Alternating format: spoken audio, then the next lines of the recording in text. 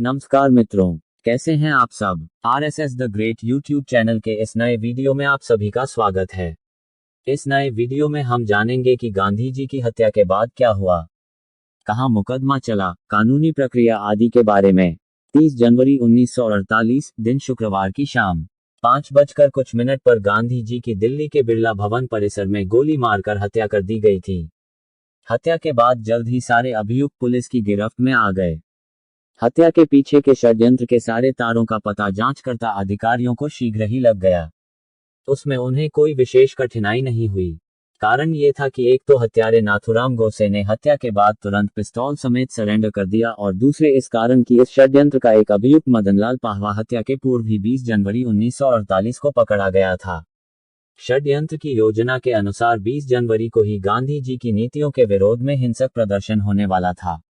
उस दिन पाहवा को सौंपा गया काम तो उसने पूरा कर दिया, पर अन्य अभियुक्त साहस न कर पाए। षड्यंत्र ये था कि निर्धारित समय पर पाहवा गांधी जी की प्रार्थना सभा के निकट विस्फोट करेगा और विस्फोट होते ही अन्य अभियुक्त भी अपना काम शुरू कर गांधी जी की हत्या कर देंगे। तदनुसार पाहवा ने विस्फोट कर दिया और वहीं खड़ा रह गया। पुलिस ने उसे दबोच लिया। पाहवा से षड्यंत्र के सूत्र मिल गए। मित्रों, इससे पहले हम आगे बढ़ें, आप इस चैनल को सब्सक्राइब और लाइक करना ना भूलें। अगली वीडियो की सूचना के लिए बेल आइकॉन भी दबाएं। तो आइए चलते हैं इससे आगे। पाहवा बंबई के एक कांग्रेसी नेता डॉक्टर जेसी जैन से सहायता पाता था।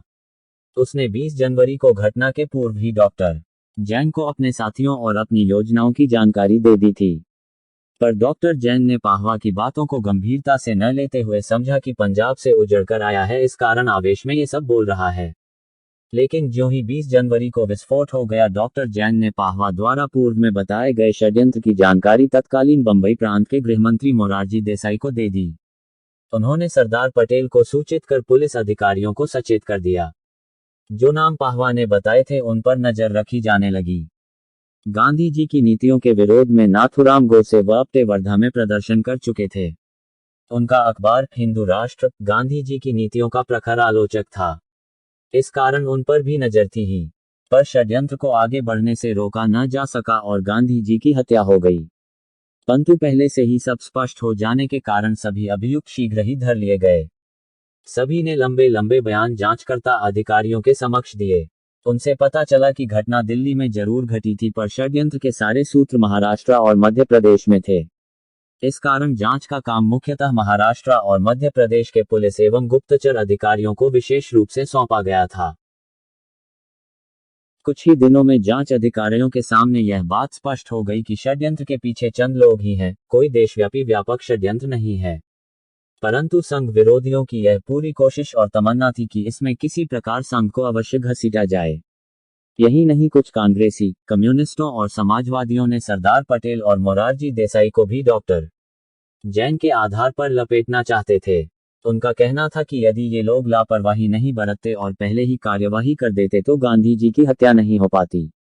जब सब प्रकार की छानबीन के बाद असंदिग्ध रूप से यह स्पष्ट हो गया कि संघ या गुरुजी का इस षड्यंत्र से दूर तक भी नाता नहीं है, तो 6 फरवरी 1948 को गुरुजी पर से हत्या का आरोप वापस ले लिया गया।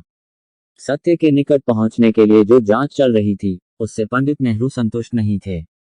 उनकी यह पक्की धारणा थी या बना दी गई थी कि इस हत्या के षड्यंत्र का सूत्रधार संघ ही है। इसलिए जब उन्हें पता चला कि जांचकर्ता अधिकारियों के संदेह की सुई भी संघ की ओर नहीं है, तो वे बहुत विचलित हो गए।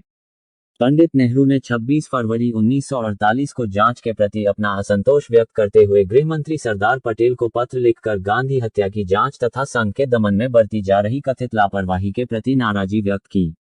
पंडित नेहरू ने अपने पत्र में यह आरोप लगाया कि दिल्ली की पुलिस और अधिकारियों की संघ के प्रति सहानुभूति है, इस कारण संघ के लोग पकड़े नहीं जा रहे। उन्होंने ये भी लिखा कि देश भर से जानकारियां मिली हैं और मिल रही हैं कि गांधी जी की हत्या संघ के व्यापक षड्यंत्र के कारण हुई है, परंतु उन सूचनाओं की ठीक प्रकार से जांच नहीं हो रही, आदि आदि। पंडित नेहरू के इस पत्र से विचलित होकर सरदार पटेल ने एक विस्तृत पत्र दूसरे ही दिन अर्थात 27 फरवरी को नेहरू जी को लिखा।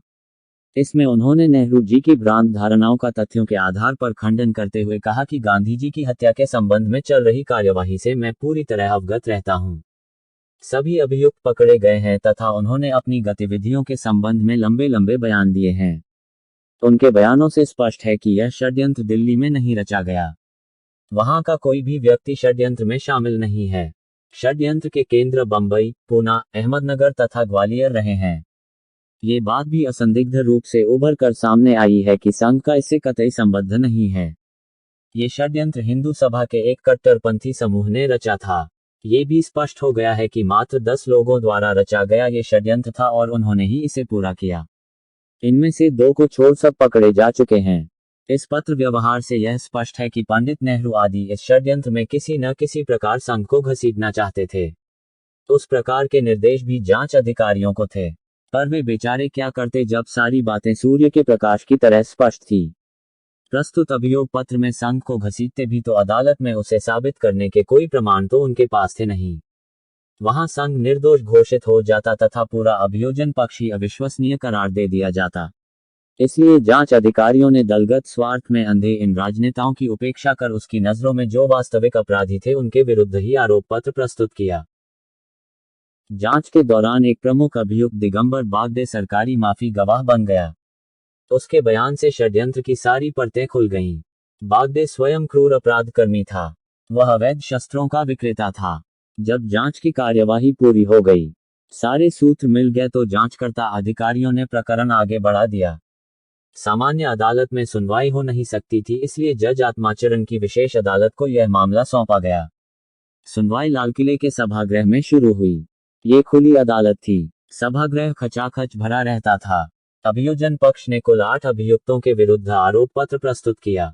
ये अभियुक्त थे नाथुराम गोसे, उसका भाई गोपाल गोसे, नारायण अपटे, विष्णु करकरे, मदनलाल पाहवा, शंकर किस्तिया, दत्तात्रेय परचुरे और वीर सावरकर। पंडित सूर्यदेव शर्मा और गंगाधर दंडवते को फरार घोषित किया गया। दिगंबर बागड़े सरकारी माफी गवाह बन गया था। 4 मई 1948 को इस विशेष न्यायालय का गठन हुआ। 27 मई से मामले की सुनवाई शुरू हुई। 24 जून से 6 नवंबर तक गवाहियां चलीं। 1 से 30 दिसंबर तक बहस हुई और 10 जनवरी 1949 को फैसला सुना दिया गया। सुनवाई के दौरान न्यायालय ने 149 गवाहों के बयान दर्ज किए जो फुलस्केप कागज के 326 पृष्ठों में दर्ज हुए। 8 अभियुक्तों ने लंबे लंबे बयान दिए जो 323 पृष्ठों में समाये। 632 दस्तावेजी सबूत और 72 वस्तुगत साक्ष्य पेश किए गए। इन सब की जांच की गई। न्यायाधीश ने अपना निर्णय 110 पृष्ठों में लिखा। निर्णय में सावरकर जी को निर्दोष पाकर बरी कर दिया गया। नाथुराम गोसे और नारायण अपटे को मृत्युदंड की सजा सुनाई गई। शेष 5 को उम्र कैद की सजा हुई। आरोपियों का तर्क था कि वे किसी षड्यंत्र में शामिल नहीं हैं। गोसे ने अपने बयान में कहा कि केवल वही इस हत्या के लिए जिम्मेदार है।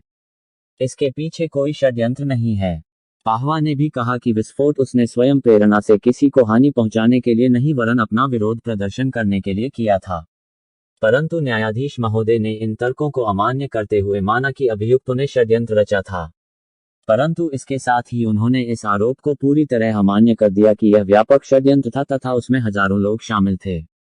उन्होंने अपने निर्णय में यह भी घोषणा की कि इस षड्यंत्र से राष्ट्रीय स्वयंसेवक संघ का कोई संबंध नहीं है। न्यायालय में गवाहियों और बहस के दौरान अभियोजन पक्ष की ओर से संघ को दोषी ठहराने व हत्या के पीछे व्यापक षड्यंत्र साबित करने की जी तोड़ कोशिश की गई। गोसे की पूरी जनपत्री खोद खोद कर निकालने का प्रयास किया गया। सालों पुरानी उसके संघ शाखा पर जाने की बात को तूल दी गई, परंतु कुछ फल न निकला।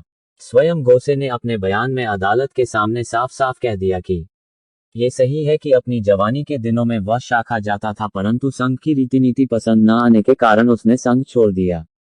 उसने अपने उग्र विचारों के अनुरूप अपना अलग से संघ के विरोध में हिंदू राष्ट्र दल गठित कर लिया था। संघ की राजनीति से दूर रहने की नीति उसे पसंद नहीं थी। उसने संघ के विरोध में अपने हिंदू राष्ट्र पत्र में लेख लिखे थे आदि। दस्तावेजी सबूतों ने भी इस बात की पुष्टि कर दी कि वह संघ विरोधी था।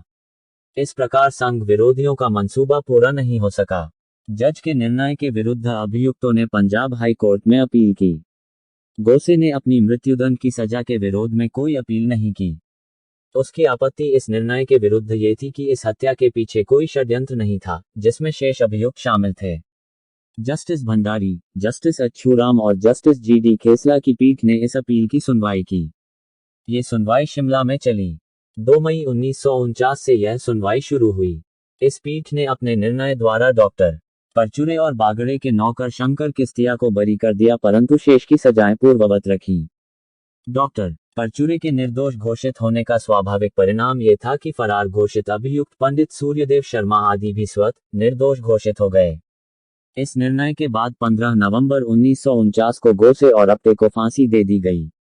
इसका शेष भाग अगले वीडियो में। मित्रों, ये वीडियो कैसा लगा आप कमेंट बॉक्स में लिखकर जरूर बताइए। और हाँ, आप इस चैनल को सब्सक्राइब और लाइक करना ना भूलें। अगली वीडियो की सूचना के लिए बेल आइकॉन भी दबाएं। धन्यवाद।